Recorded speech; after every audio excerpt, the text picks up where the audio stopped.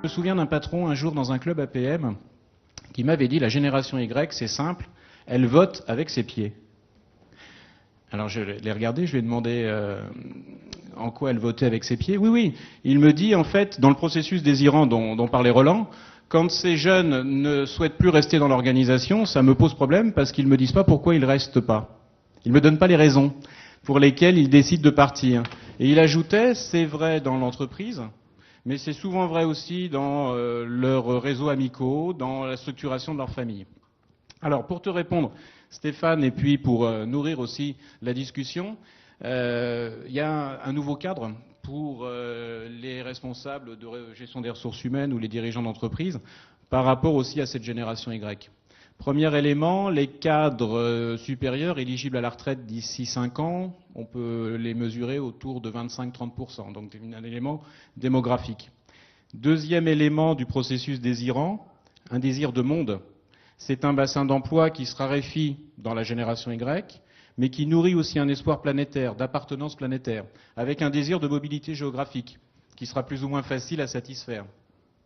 Troisième élément, on n'en a pas parlé, c'est la montée en puissance des familles monoparentales, qui, ça a des répercussions très claires sur l'organisation du travail, sur la stratégie des firmes, avec une recherche, je crois, Benjamin, que tu seras en accord avec ça, il me semble plus forte d'équilibre entre ce qu'on entend par vie personnelle et ce que l'on va entendre par vie professionnelle, la gestion des temps de travail.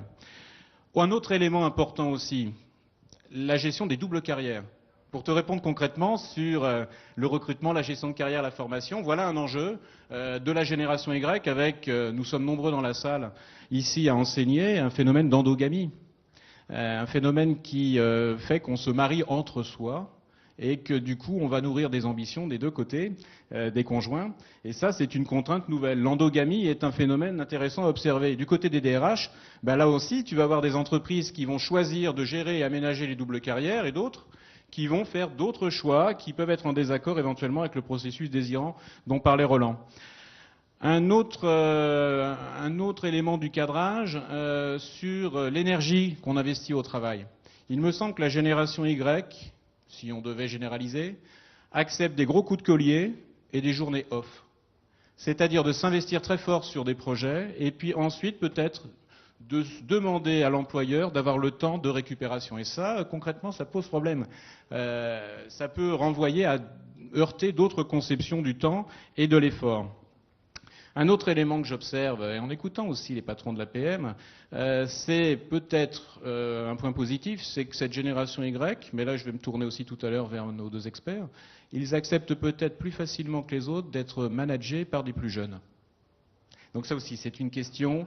Et j'ajoute, Benjamin, il me le souffle, il a raison, la volonté des femmes, bien évidemment. La volonté des femmes d'accéder à des comités de direction, comment l'entreprise l'organise. Quand j'étais aux États-Unis, dans une de nos filiales, j'étais très frappé de clubs de femmes qui partageaient ensemble autour de leurs projets professionnels, qui voulaient renforcer un sentiment de sécurité au travail et de confiance.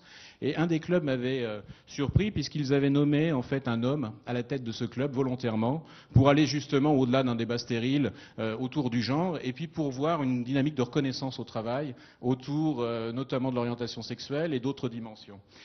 Alors une autre caractéristique aussi de ce cadrage, c'est la communication à distance. Comment on crée la confiance quand on ne se voit pas forcément et quand on communique à distance de plus en plus fréquemment. Et ça, je crois que c'est un défi pour nous, des RH, au travail, c'est comment on aménage la confiance du processus désirant dont a parlé Roland, quand on ne se voit pas ou quand on fait le choix aussi de travailler à des milliers de kilomètres de distance.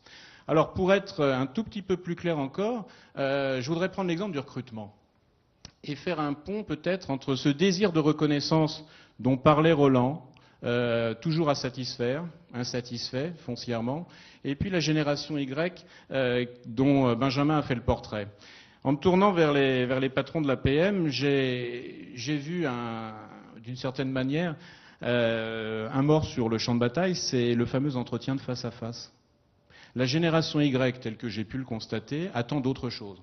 Et alors quand on regarde le panorama des entreprises, on voit fleurir autour, par exemple, de la notion de jeu, le plaisir de jouer. qui est peut-être une des dimensions aussi de cette génération, le plaisir de jouer. On joue dès le plus jeune âge, on acquiert des compétences autour du jeu, on se met en réseau. Le plaisir de jouer fait que beaucoup d'entreprises aujourd'hui travaillent sur ce qu'on appelle des jeux sérieux, comme je dirais, possibilité de recruter. Donc c'est la fin de l'entretien de face à face, ou en tout cas de moins en moins d'entretien de face à face, mais des jeux sérieux, une présence de plus en plus importante, une tentative des entreprises d'être sur les campus. Parce qu'il est clair qu'on parle là d'une génération diplômée, qualifiée dans les pays riches, et on ne brosse pas le portrait de l'ensemble des jeunes à l'échelle de la planète. Je crois qu'il faut aussi le préciser, c'est très important. Une présence sur les campus. Un besoin aussi ressenti chez cette génération d'être évalué selon d'autres critères que des critères cognitifs d'apprentissage. On va les mettre en centre d'évaluation, on va leur faire jouer des rôles. Ils vont se mettre en situation, d'une certaine manière, de prendre des postures. Et ils vont accepter de pouvoir, d'une certaine manière, interpréter différents rôles et être jugés autour de cette interprétation. Alors moi, il me semble que, si on prend rapidement l'exemple du recrutement, un élément important, c'est la phase de l'intégration après. Et une des difficultés, Stéphane, pour les DRH, c'est un déphasage trop fort entre ce que l'on promet et puis d'une certaine manière ce que l'on vit les premiers mois. Donc ça, voilà un enjeu important aussi pour les DRH. Le maître mot, là, pour cette génération Y, ça serait peut-être notamment « équipez-moi ». Dès le premier jour, donnez-moi un ordinateur qui fonctionne en réseau avec une adresse email et une possibilité, d'une certaine manière, de vivre ce que vous m'avez promis. Équipez-moi. Et puis, une deuxième chose aussi, Roland a parlé de l'identité, c'est un thème qui m'est cher. Je crois que l'identité, il y a une attente qu'elle soit multidimensionnelle chez ces jeunes de la génération Y. Quand on regarde le nombre de jeunes qui expriment leur identité professionnelle sur les sites de réseaux sociaux, ils sont présents sur différentes scènes. Eh bien, il me semble que du côté des attentes vis-à-vis des entreprises, ils attendent que les DRH les connaissent également dans leur passion, dans les moments un petit peu, je dirais, où ils sont en réseaux sociaux, avec des amis. Donc connaissez-moi, équipez-moi, connaissez-moi dans plusieurs facettes de mon identité professionnelle et humaine. D'une certaine manière, on pourrait dire multidimensionnelle. Alors, un autre constat que je fais, c'est qu'au niveau de la gestion de carrière, il y a une évolution. Premier modèle, un modèle de l'emploi à vie. Vous rentrez dans une organisation pour y faire carrière sur le très long terme et vous avez la promesse que l'institution vous sécurise. D'une certaine manière, elle vous offre une sécurité de destin professionnel. On peut penser que ce modèle a beaucoup de difficultés à exister encore. Mais on fait la promesse d'une mobilité dans la firme. Deuxième modèle, et là je me tournerai tout à l'heure vers Benjamin et vers Roland. Le deuxième modèle, on vend volontairement sa force de travail sur un marché et on va accepter de faire une carrière chez un grand nombre d'employeurs. Alors là, on va être dans une logique de réputation professionnelle très forte. C'est ce qu'un de mes collègues appelle le modèle marchand, le modèle du contrat, avec une quête d'employabilité perpétuelle. Et puis troisième modèle, peut-être un modèle de gestion de carrière de la génération Y, c'est ce que certains appellent un modèle de professionnel de la carrière à plusieurs. C'est-à-dire que le coach, l'ancien professeur, les alumni, les élèves qui ont fait, je dirais, des études avec vous, vont vous aider à co-construire votre projet professionnel et vont rester en contact avec vous sur le très long terme. Et donc là, on est dans un modèle qui est peut-être celui des itinérants. Alors j'ai un de mes collègues, Maurice Thévenet à l'ESSEC, qui parle du modèle des divas, et je voudrais simplement en donner quelques traits. Et première chose, la diva, elle se remet en cause à chaque représentation. Donc cette génération Y au travail, elle attend qu'on la juge sur ses qualités intrinsèques, sur sa performance, mais également sur sa réputation sociale. Deuxième élément, les sources de satisfaction, et je me tourne là vers Roland, sont intimement personnelles. Et on attend de l'organisation qu'elle protège ce ressort de l'intime. Mais on peut s'exprimer, s'exposer, exposer son intimité à un autrui absent. On le fait sur le net. Et là, je me tournerai tout à l'heure vers Benjamin. Quelle est la frontière de l'intime? Quelle est la frontière du public?